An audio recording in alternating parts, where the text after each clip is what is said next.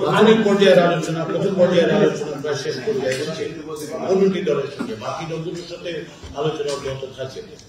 আমরা আশা করছি যে আজকে বাংলাদেশ জাতীয়তাবাদী দলের সঙ্গে আলোচনার তৃতীয় দিনে প্রাথমিক পর্যায়ের আলোচনায় আমরা সমাপ্তি টানতে পারব।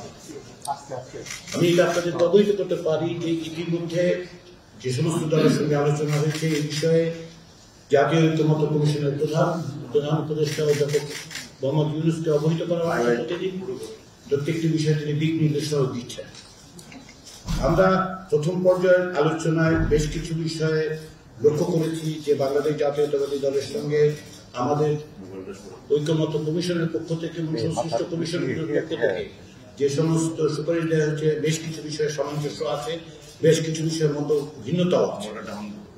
এই মত ভিন্নতাগুলোর ক্ষেত্র বিশেষে বাংলাদেশ জাতীয়তাবাদী দলের পক্ষ থেকে যেটা বলা হয়েছে, অনেকগুলো ক্ষেত্রে তারা নীতি নির্ধারকদের কাছে যাদের আলোচনা করবেন পরবর্তী সময় করতে জানাবেন। নিঃসন্দেহে একটি ঐতিহাসিক মুহূর্তে আমরা উপস্থিত এবং এই সমস্ত সুপারিশের ব্যাপারে চূড়ান্ত সিদ্ধান্ত বা কোন সিদ্ধান্ত কেবলমাত্র এই টেবিল থেকে উঠতে পারবে না, কেন সংশ্লিষ্ট দলগুলোর ক্ষেত্রে তাদের নীতি নির্ধারকরা নিঃসন্দেহে অংশগ্রহণ করবেন। আমরা আশা করছি যে সেগুলো আমরা জানতে পারবো খুব শিগগিরই।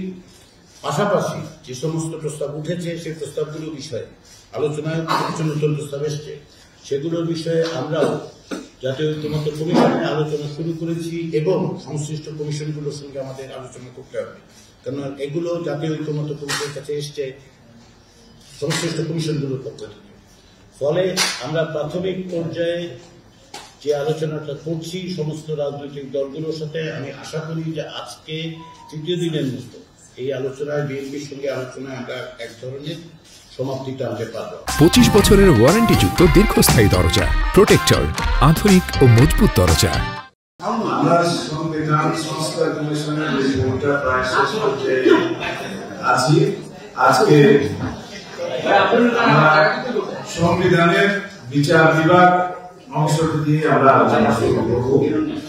তারপরে বিচার বিভাগের বিস্তারিত রিপোর্টটা আমরা আলোচনা করব। তারপরে আশা করছি নির্বাচন ব্যবস্থা সংস্কার রিপোর্টে এবং প্রশাসন এবং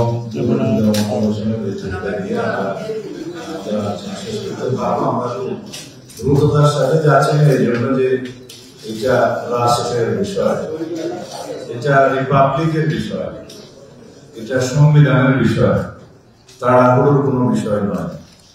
এটা যে সমস্ত সিদ্ধান্ত জাতীয় ঐক্যমত্যের ভিত্তিতে গৃহীত হবে, একটা বৃহত্তর কনসেনসাস আমরা সৃষ্টি করতে পারবো, সেটা জাতীয় জীবনে মহান ভূমিকা রাখবে, অনেক গুরুত্বপূর্ণ ভূমিকা রাখবে। সুতরাং একটু সময় বেশি নিলেও আমরা বিস্তারিত করা হচ্ছে। আমরা জাতীয় ঐক্যমত্য কমিশন কর্তৃক প্রদত্ত সংক্ষিপ্ত যেটাকে আমরা স্প্রেডশিট বলি, ওর উপরে আমরা কোনো আলোচনায় করিনি। সেটা একটা আমাদের মধ্যে ধোঁয়াশার সৃষ্টি করেছিল, বিভিন্ন রকম বিভ্রান্তি সৃষ্টি হয়েছে। যাই হোক, সেটা আমরাও আলোচনা করতে পারি না, আমার মধ্যেও আসবে।